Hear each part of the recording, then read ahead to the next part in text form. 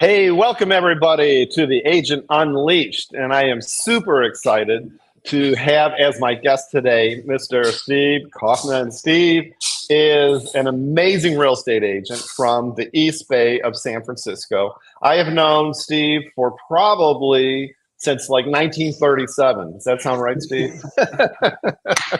Yeah. Steve, welcome to the show. I appreciate it. Thank you. I'm glad to be here. Yeah. So, no, the truth is, I've known Steve for quite a while. I think the first time I met you, I found out about you because you worked, pretty much like the real wealthy, the whole areas in the East Bay of San Francisco, and you got me into your company, as I recall, and I did a presentation for your office. I think that was the case. So, yeah, tell everybody about you, where you work, and all that good stuff. I work in, as like Chris said, in Contra Costa County, which is the east part of the East Bay. I work at an office called Security Pacific. I started in 2000, near the end of the year. I used to be a contractor. I used to do demolition, excavation, and concrete work, flat work, site work. Never knew that. And I just got tired of having dirty hands, So, I like the construction business, but you get to chase after getting paid and getting dirty and working in the rain. And I had a couple of friends that said, "Steve, you really need to be in real estate." And at the time, I had a young family, a house payment, and an established construction business. And it was scary for me to sell my business and go into real estate. But that's what I did, and never look back. Wow, that's amazing. So I never knew this about you. I'm fascinated by this. So you actually owned your own company. You had your own construction company? Yeah. Wow. So have you always had sort of like the entrepreneur spirit? Yeah. So I don't know if you saw my video I just did recently, why I hate to be told what to do. And it's all about, I've never liked being told what to do. So I've always worked for myself. And I find that a lot of people in real estate are just like you and me, don't want to be told what to do. So we like to make our own rules, work our own hours. And thought, once I got into it and got it going, I realized this is perfect. That's great. I love it. So what is it that inspired you to get into real estate? I mean, I know that for me, I went from public accounting to real estate, and and I keep wondering why, but I can't. I just keep coming back to the fact that there was something that drew me to real estate because it was sort of like my passion. Why real estate for you? Well, when I was in construction, I did really well. Had a good business. After a while, I never advertised anymore because I had a really nice repeat business, and I enjoyed it. But it just wasn't. When you work in construction, you're working with things and material. But in real estate, you work with people. And, one of the things that really helped me in my construction business is when people would call, want me to come out and do an estimate, give them some ideas on what to do. I would show up and I'd be on time and I would return phone calls. And a lot of contractors, I don't know if any of you dealt with contractors, a lot of them aren't that way. And so I got a lot of business just by showing up. And when I got into real estate, a buddy of mine said, in real estate, there's no ceiling. You can earn as much as you want. You can work as much as you want or not at all. And I love that flexibility. And so that was a big attraction to me, but mainly working one-on-one with people, helping them. One of my things that I love about doing this business is no two deals are alike. And we have unique problems every time. And I love coming up with solutions. That's something that's always been a lot of fun for me.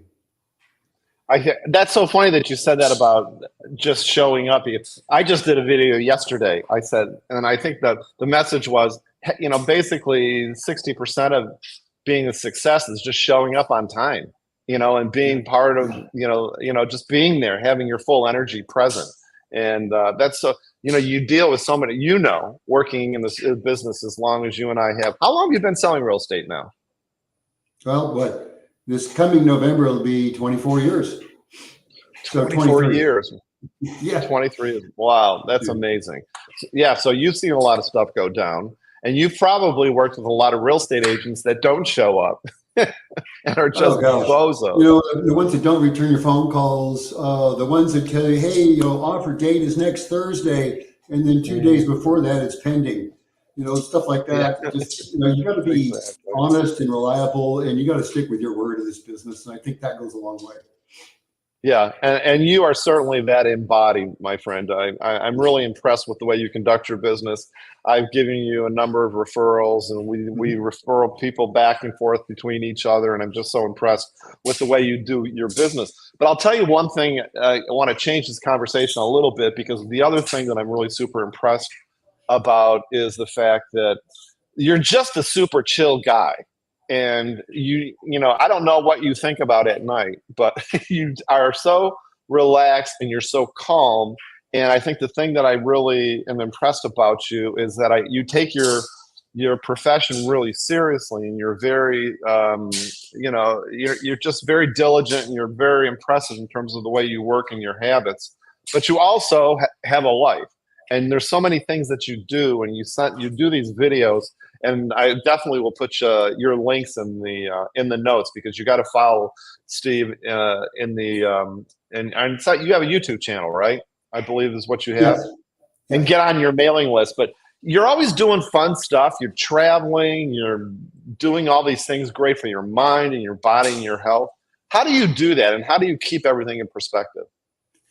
Well, I think that you and I kind of think in the same term. When you get in an airplane and you have a child with you, they always make you, if there's a crash, they want the mother to put the oxygen mask on her first before the children. And that's because you can't help anybody else unless you take care of yourself. Yes. And so I'm really diligent about taking care of myself. In fact, this is my office. You can see my exercise equipment behind me.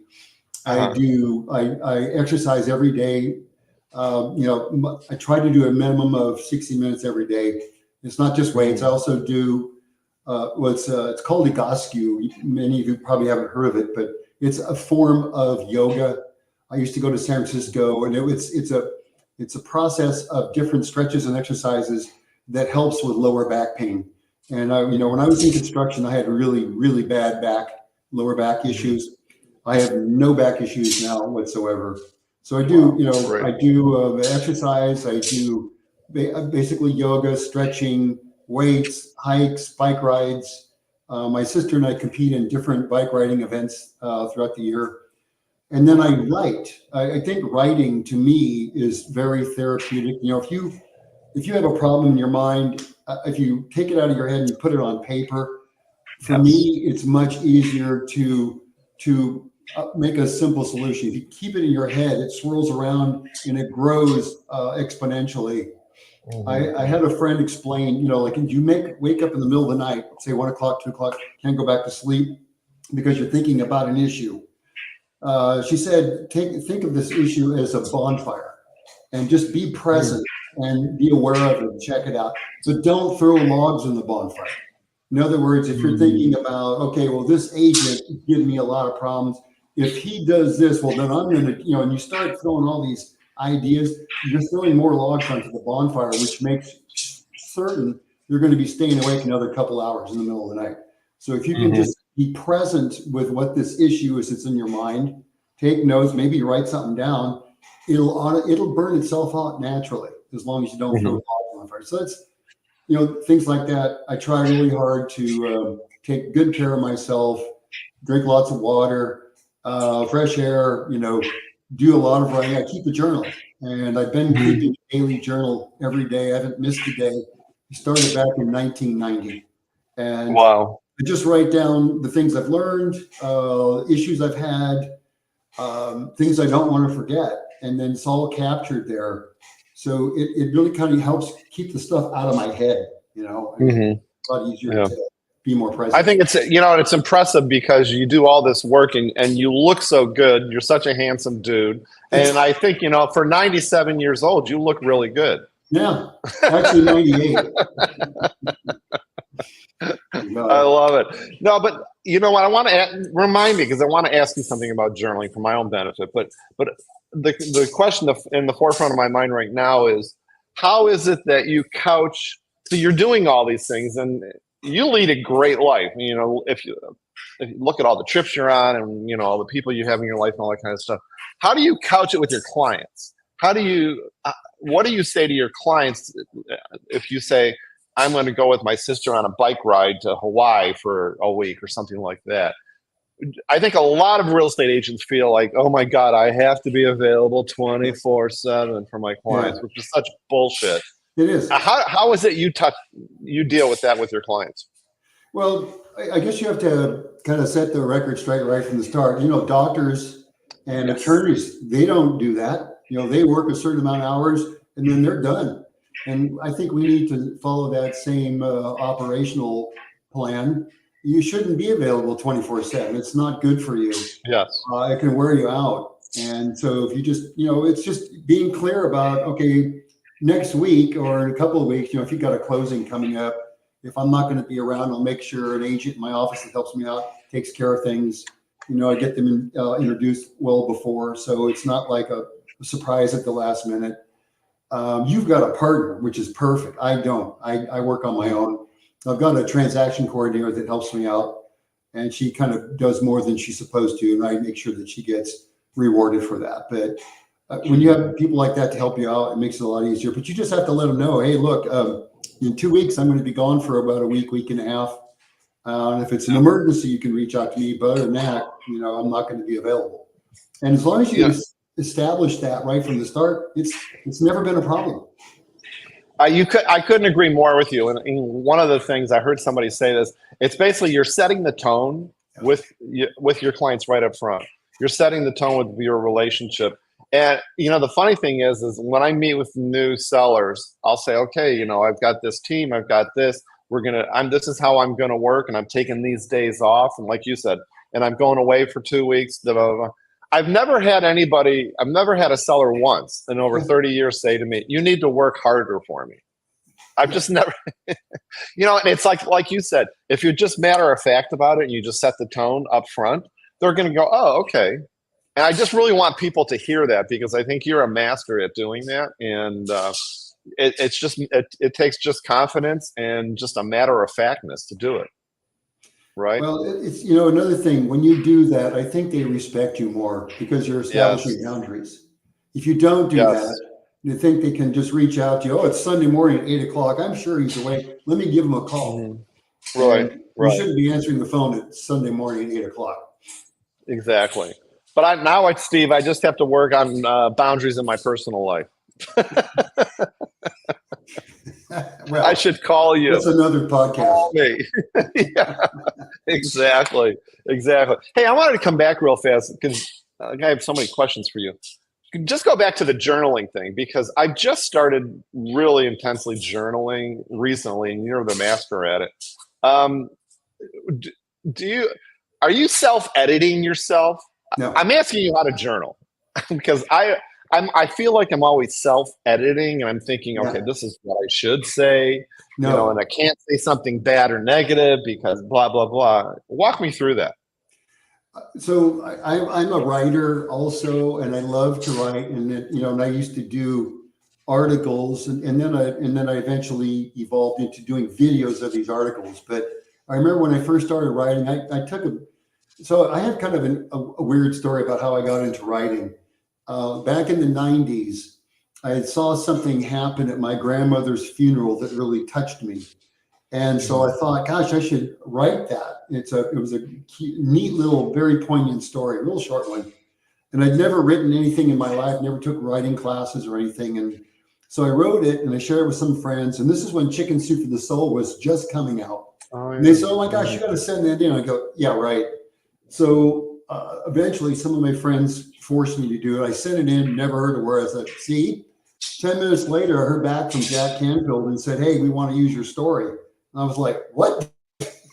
So that's, you know, and I got it published, and I got emails and phone calls and letters from people all around the world talking about how they loved the story. So that's how I got started in writing. And I started taking some classes. And one of the things that they teach you is don't ever edit. You just give yourself, you know, if you're going to write something, you just give yourself permission to just write complete crap. And then you set it down and come back later. No, but with journaling is a whole different story. I like to just kind of put my thoughts out on paper what's bothering me, what I really enjoyed, what I learned, something, like I said, something I don't want to forget. Just put it on paper. You don't have to worry about editing, spelling, grammar. These are for your eyes and yours only. So I think it's way better for you to not self-edit. Yeah, and I totally agree with that. And I'm the only one that's looking at my journal, and yet I still find myself, editing and changing it. So I'm going to really work on that. I'm definitely going to work on that. So switch subjects. Any trips, anything fun planned coming up in your life? Nothing right now. I've had a few family things going on, so I haven't really had anything planned just now. But I am going to Bodega Bay tomorrow for a few days. That's Well, that's something. Yeah, I haven't been there in a while, and so I'm going to go up there and spend a few days up there, and then as you know, I haven't really planned anything yet. But once we've had a lot of rain here. I don't know about you, but here in the Bay Area, it's been raining a lot. And I was going to go up to Tahoe, but just never got around to it. I might do that, but Bodega Bay, for those of you that don't know, is in north of San Francisco. It's on the ocean, on Pacific Ocean. It's absolutely gorgeous. So it's gorgeous. If you ever saw that movie, Alfred Hitchcock's The Birds, that's where it was filmed.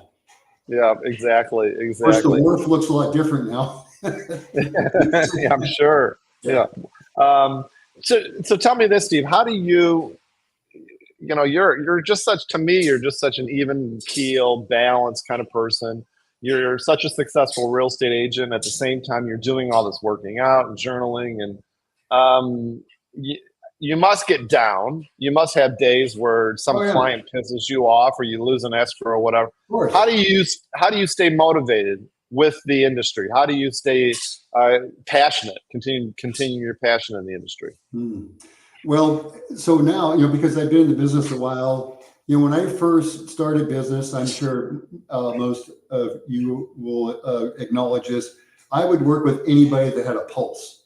And I remember my very first one, I was on floor, and I was told, you got to do floor to get business. And so I had a succession of questions. I mean, a list of questions that I'd run by. My first client that I got said, so how long have you been looking for a house? Oh, about 2-3 years. And I thought, that's a red flag. Have you worked with another agent before? Yeah, we've gone through 4 so far. Okay, another red flag. And then they said, we'd like to go look at this house. I go, okay. So I take them on, and I ended up working with them. I showed them houses and houses and houses and houses for, like 2 years. And, at that time, I didn't know any better. But now that I have been in the business a while, I'm really very clear about who I want to work with. If I come across somebody that I'm not going to work well with, I'll refer them out. And I have no issue with that at all. So the people I work with now, they know me, or they've been referred to me. And so they already have this understanding. So when I talk about how we're going to do things or what the commission is going to be, they don't even bat an eye. When I first started, you're going to charge that much? Oh, well, so-and-so is going to do it for a lot less, But so I guess, now it's a lot more rewarding for me because I get to work with people that I really like, and they actually listen to me. When you have a client that listens to you, gosh, it makes your life so much easier. Yes. So, yes. So I'm real picky about who I work with, I guess is what I would say. Yeah, no, I think that's brilliant. So you're getting your inspiration, your motivation from your clients, because you're right. Certainly negative and BS clients can certainly bring you down. But you're right. When you have those kind of clients that listen to you and they're so wonderful to you. It's sort of like one of the reasons why I went into real estate coaching is there's nothing that gives me a greater sense of joy than when I say something and someone says, oh, what a great idea. And they do it and they get great results. I just love that. I mean, I can live off of that for days, and it's the same thing I think what you're talking about too, when your clients do what you say. Yeah. Conversely, have you ever had any clients that you had to fire, Steve? Oh, yes, absolutely. In fact, last year I had, it was either 2 or 3 sellers. and they were both referred to me. One of them was actually a past client, and maybe 2 years ago. Remember when when the interest rates started climbing, and then the value started kind of like settling down? Well, a lot of these sellers were under the impression, well, I can still get that top dollar. And I kept saying, no, we're too high, and I kept working on price reductions, and they wouldn't do it. And so finally, I gave it like about, I don't know, it was about 3 weeks on one, a month on another. And I said, if we're not going to do a price reduction, I got to give you the listing back, because I'm not going to be able to sell it. And so they weren't willing to do it. So I let it go. And, when you work with people like that who won't listen to you, you're burning a lot of your time and energy trying to make things happen. It's probably not going to happen. If you let them go and you make room for other people who are more motivated, you'll do a lot better. I really believe. You don't need to walk around with an anchor around your neck. I totally agree with that. Totally. It seems that I always have like one client a year that just like drives me into a hole. And I think I had a mentor once that said, when you find yourself in a hole, stop digging. And the easiest way to do that is to fire them. I once, Steve, had I think it was like $7.5 million listing that I put it on the market. I had it on the market for 3 weeks, and I fired the seller because I couldn't handle the stress of him micromanaging every single thing. 5 calls a day. You've used the wrong preposition in this marketing verb. I mean, it was driving me crazy. And I said, hasta luego. If I may, I've got a story I could share. So there was a client a number of years ago that she called me and wanted me to come meet her because she wanted to sell. It was her parents' house. They had passed away. And right away, so I knew it was a woman, and I show up and there's this woman. She's got a fake mustache on her head. She's wearing this big hat and this coat up to here. And she goes, "Hello, Mr. Kendall, come on in." And she's pretending like she was a man. And I thought, okay, this is not cool. So then one of the things I was recommending is we got to get, because she was living there. I said, you'd like to get this cleared out and like to clean it up. You maybe do some repainting, stage it and all that. And she goes, okay, that's fine. And I said, do you have a place to go? And she goes, well, you don't mind, can I come stay with you? And I said, no. She goes, do you have a lawn? I'll sleep on your lawn. And I said, no. And she goes, how about a garage? This true story. So the more I talked to her, I thought, this woman is wacko. So that's a technical term, right? Yeah. It's right there in the Realtor book. So I decided I'm not going to work with her. And so I called her up. I said, I don't know if we're a good fit, but I do have another agent in my office that would really like to help you. So I'm going to refer you to him. So this Brian guy, he was a new agent. So I referred her to him. He was so grateful. I got 25% referral fee. And he marketed it, put it on the market, sold it, got it in a contract. And right when it closed escrow, she decided she changed her mind, didn't want to sell. This was after close of escrow. And so he had to hire an attorney. It took him about 5 months to get him out. And I got my 25%, and he called me up and said, man, don't give me any more referrals. So sometimes it's a benefit to let them go. Absolutely. And like you said, you just free up so much positive energy and space in your life when you do that. Did you ever find out if it was a man or a woman? Oh, it was definitely a woman. I love it. She actually had a PhD. She worked at Cal Berkeley. But man, she was a little off. That is too funny. That is too funny. Hey, one of my last questions I always like to ask, I could sit here and talk to you all day long, Steve. You got the greatest stories. But if you were to meet a guy that came up to you and said, I want to go into real estate, brand new agent, what advice would you give them? That's a great question. So I'm the marketing chair for our marketing meetings over here in Contra Costa. And so I used to do the new member orientations as well. And so just kiddingly, I say, the good thing about working in real estate is you get to pick the part of the time of the day you put in your 16 hours. And when I say that, people are like, what? But we tend to work a lot in the very beginning. But I would say, if you're planning on getting into real estate, the number one thing is you have to be disciplined. You have to, you know, in real estate, there's no rules. I mean, you can show up or you don't have to show up, but you've got to be disciplined. You've got to make a plan, stick with the plan, and you've got to show up. You've got to show up. And you've also got to be good at budgeting money, because for some, you could work 2, 3, 4 months without any income, and the bills don't stop. So you've got to be good with managing money. You've got to be disciplined. You've got to be honest, and you got to show up. And as long as you're willing to do that and stick with it. And I also think one thing that I've learned, in my humble opinion, I think is important, is get involved. Get involved with your association, just in a small way. I'll tell you what, it pays back in a big way, because you get to know more agents. And when you know agents and they know you, if you're working with a buyer, I mean, I don't, like you, Chris, I prefer to work with sellers, but you have a buyer, you write an offer to one of these agents. Oh, hey, Steve, hey, boy, it'd be great to work with you. You know, so when you get to know more people, that's also going to help. So that's what I would That's say. great. I love it. I love it. Yeah. And having a plan. I'm surprised that I run into so many real estate agents that don't have a plan. They have no idea, like they have no goals, where they want to go. I mean, that just totally blows my mind. Yeah. And I do apologize. I do have one more question for you, because Becca wants to know, she says, great. She says, you're very inspirational, but she wanted to know, how do you spell that exercise that you do for your lower back? And I'm going to write it down too.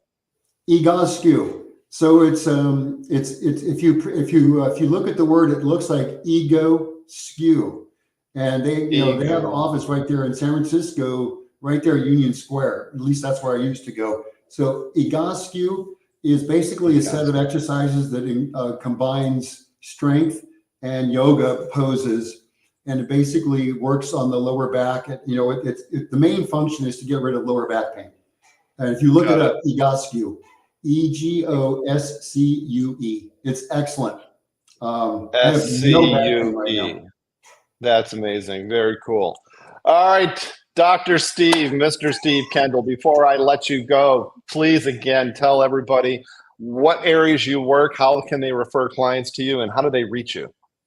Okay, so I work in the East Bay. So that goes from, like Berkeley, El Cerrito, Richmond, San Pablo, El Sobrante, Pinole, Crockett, Rodeo. I also work up there in Solano County, which is, Vallejo, Benicia, Fairfield, Vacaville. And I do Oakland. I've done a lot of business in Oakland. And then out there in Contra Costa, with Walnut Creek, Danville, Alamo, Martinez, in that area. So basically East Bay. East Bay of San Francisco, just to clarify that for everybody. San Francisco, East Bay. That sounds great. And how can they reach you? My email is, my name is Steve Kendall. So my email is skendall55@gmail.com. My cell is 510-367-4296. Excellent. And we're going to have that information, everybody, in the notes. Steve, thank you so much. Once again, you are awe-inspiring to me. I appreciate you taking the time to talk to me. It's my pleasure, Chris. This was a little too fun. Yeah, we'll do it again real soon. All right, absolutely. My friend, you take care.